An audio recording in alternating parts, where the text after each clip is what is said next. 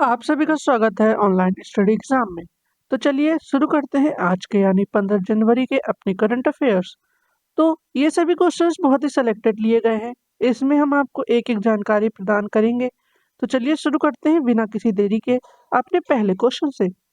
हमारा पहला क्वेश्चन है, आयुष्मान भारत प्रधानमंत्री जन आरोग्य योजना लागू करने वाला 34वां राज्य कौन बना है? इसका सही आंसर होगा उड़ीसा। आइए हम लोग इसको डिटेल में जानेंगे। उड़ीसा आयुष्मान भारत प्रधानमंत्री जन आरोग्य योजना लागू करने वाला 34वां राज्य बन गया है। अब उड़ीसा की गोप बंधु जन आरोग्य योजना को आयुष्मान भारत प्रधानमंत्री जन आरोग्य योजना में एकीकृत कर दिया गया है। आइए अब हम लोग जानते हैं आयुष्मान भारत प्रधानमंत्री जन आरोग्य योजना के बारे में। इसको हम लोग पीएम जय के भी नाम से जानते हैं। यह एक स्वास्थ्य बीमा योजना है। यह योजना आर्थिक रूप से कमजोर परिवारों को स्वास्थ्य सेवाओं के लिए वित्तीय सुरक्षा देती है। इसकी शुरुआत पीएम नरेंद्र मोदी ने 23 सितंबर 2018 को झारखंड के रांची शहर में की थी। यह दुनिया की सबसे बड़ी सार्वजनिक रूप से वित्त पोषित स्वास्थ्य योजना है। यह अस्पताल में भर्ती होने के लिए प्रति वर्ष प्रति परिवार को 5 लाख का स्वास्थ्य कवरेज प्रदान करता है। हाल ही में केंद्र सरकार ने 70 वर्ष और उससे अधिक आयु के वरिष्ठ नागरिकों के लिए आयुष्मान प्रधान जन आरोग्य योजना के तहत 5 लाख रुपए के स्वास्थ्य बीमा को भी मंजूरी दी है। अब हम बढ़ते हैं अपने अगले क्वेश्चन पे। भारत को मौसम के प्रति तैयार और जलवायु के प्रति स्मार्ट राष्ट्र बनाने के लिए किस मिशन की शुरुआत की गई है? इसका सही आंसर होगा मिशन मौसम। आइए हम लोग इस क्वेश्चन को डिटेल में जानेंगे। पीएम मोदी ने मिशन मौसम की शुरुआत की है।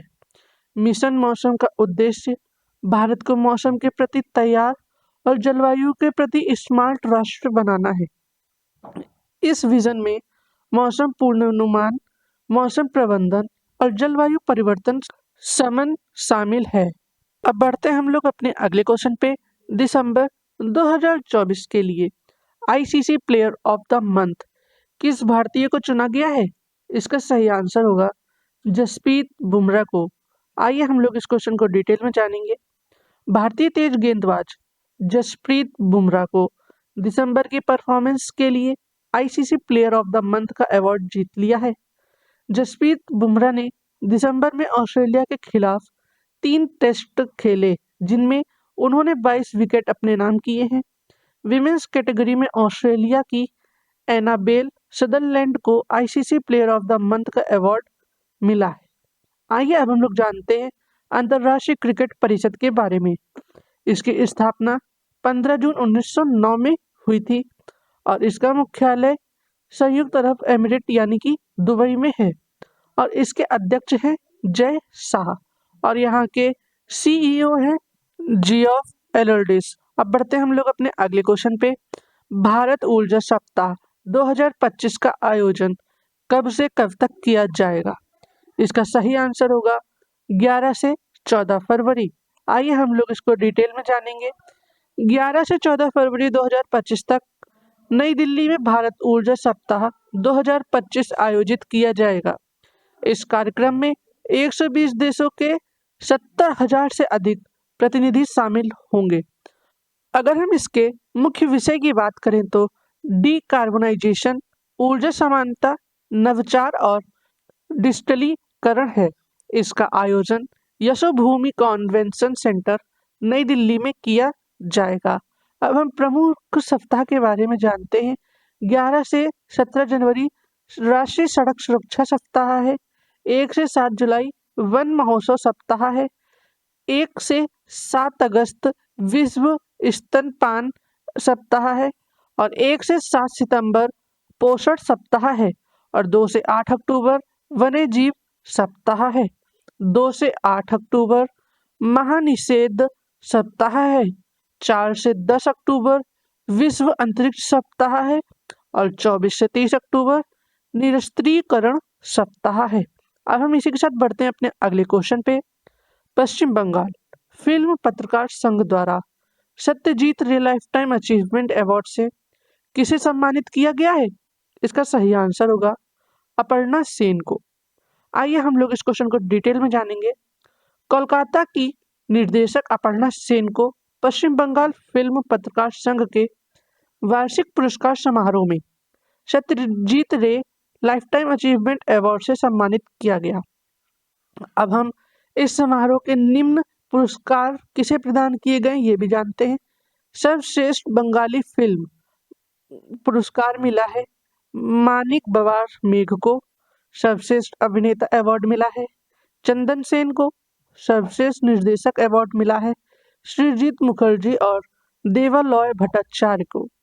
आइए अब हम लोग प्रमुख पुरस्कार के बारे में जानते हैं।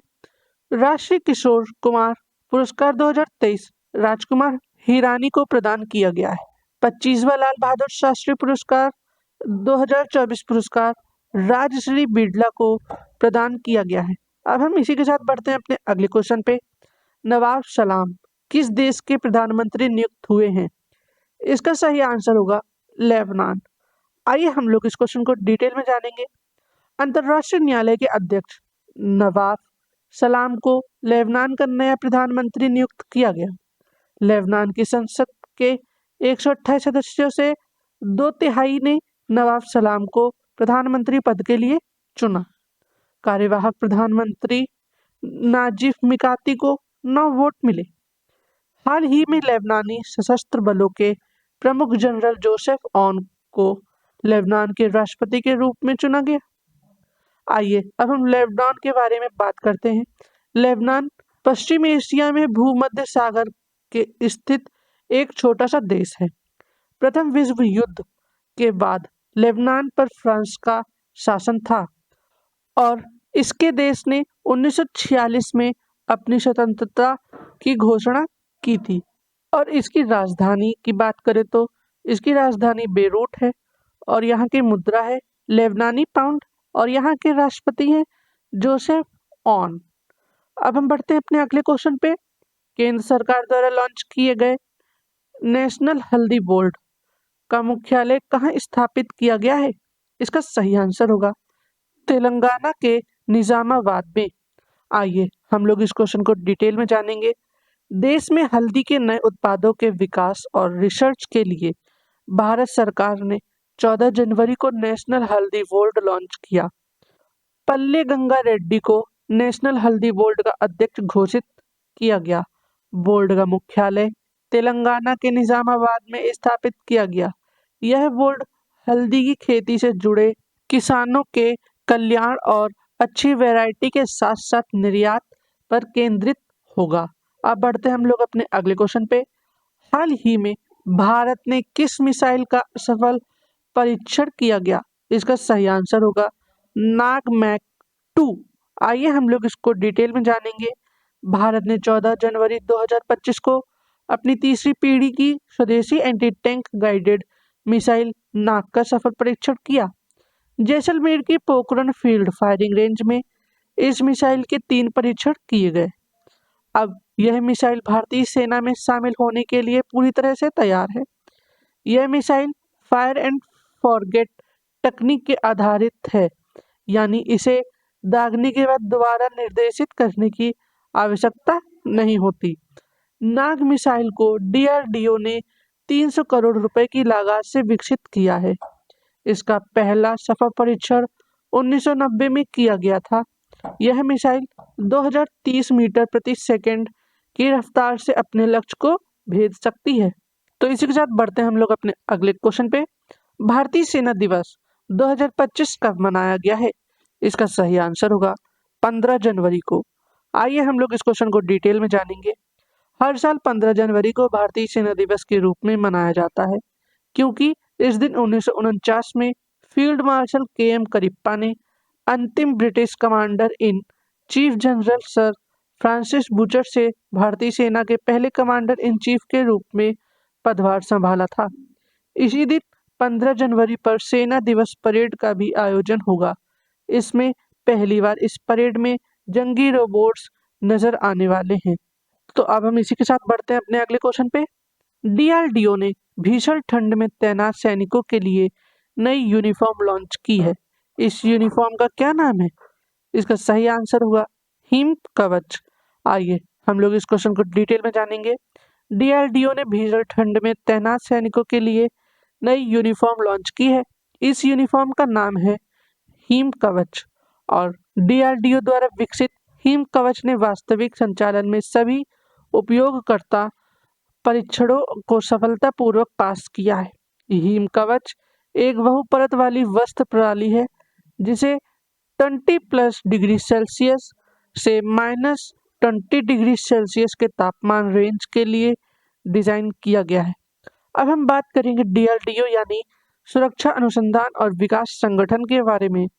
यह भारत की रक्षा से जुड़े अनुसंधान कार्यों के लिए देश की अग्रणी संस्था है। इसकी स्थापना 1958 में हुई थी और इसका मुख्यालय नई दिल्ली में है और यहाँ के अध्यक्ष हैं डॉक्टर समीर वी कामत। और डीआरडीओ का मोटो है strengths origin is in science.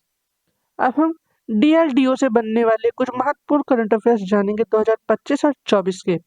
तो हमारा पहला करंट अफेयर आता है डीआरडीओ 67वां स्थापना दिवस कब मनाया गया है? इसका सही आंसर होगा 1 जनवरी 2025 को, यानी कि इसकी स्थापना हुई थी 1 जनवरी 1958 में।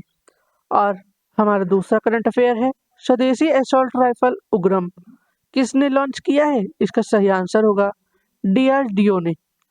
अग्नि प्राइम नामक नई पीढ़ी बैलिस्टिक मिसाइल का सफलतापूर्वक परीक्षण किसने किया? इसका सही आंसर होगा डीआरडीओ ने।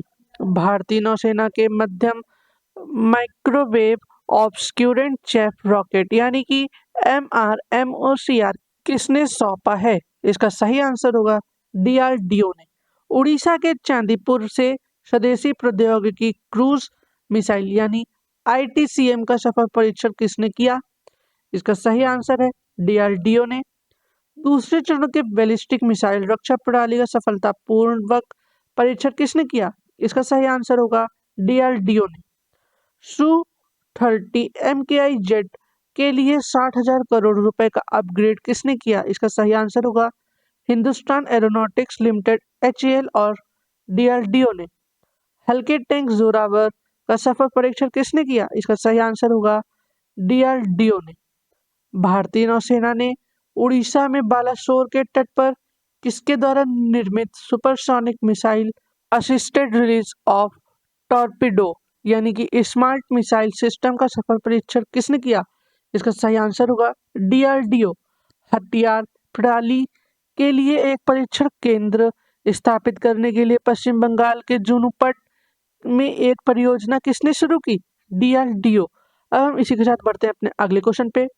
वनडे इंटरनेशनल में सबसे तेज 4,000 रन बनाने वाली पहली भारतीय महिला खिलाड़ी कौन बनी है? इसका सही आंसर होगा स्मृति मंधाना। आइए हम लोग इस क्वेश्चन को डिटेल में जानेंगे।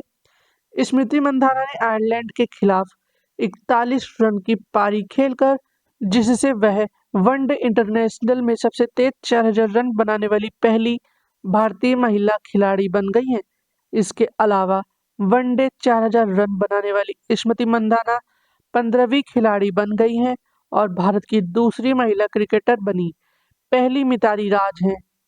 अब इसका इंपॉर्टेंट पॉइंट जानते हैं।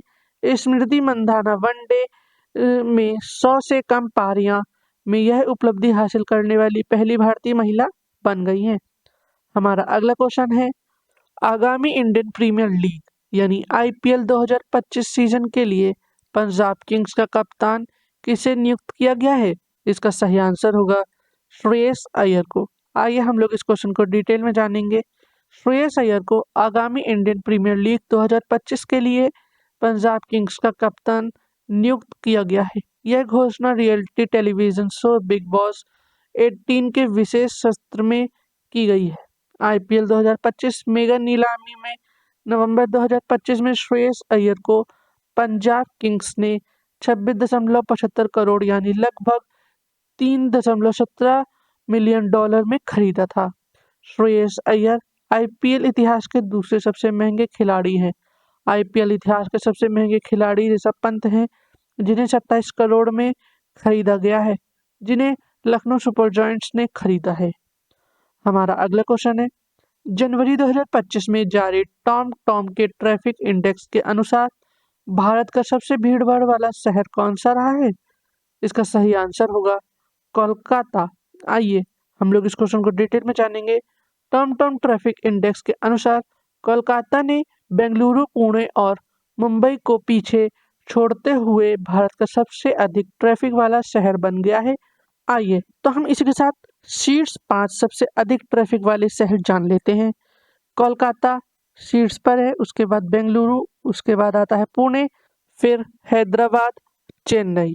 तो इसी के साथ आज के हमारे करंट अफेयर्स खत्म होते हैं। वीडियो को लाइक करें, शेयर करें और सब्सक्राइब करना बिल्कुल न भूलें।